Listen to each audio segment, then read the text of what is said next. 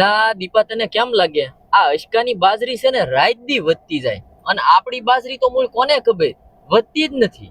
એલા ભાઈ એની બાજરી છે ને આમણું નથી વધતી, એ રાત દી છે ને મહેનત કરે ને ત્યાં બાજરી એને વધે. હું વાત કરે તું મેનેજ શું કરે તંબુરો ઈ કોજ્યા અહીંયા હાસે ખોટે રાતે રખોપું કરવાય ના આવ્યા એની વાડીમાં અને અહીંયા આપણી વાડીમાં તો છે ને હું રાત દી ધ્યાન રાખું તોય રોજડા ને ભૂંજરા ગળી જાય ઈ ધ્યાન રાખવા નથી આવતા તોય એની વાડી ન ગળતા બોલ આમ કેમ થતું છે. અચકો છે ને મારો ભાઈ એ હાસો માણસ છે, એ કોઈની માથે ઈર્ષ્યા ન કરે.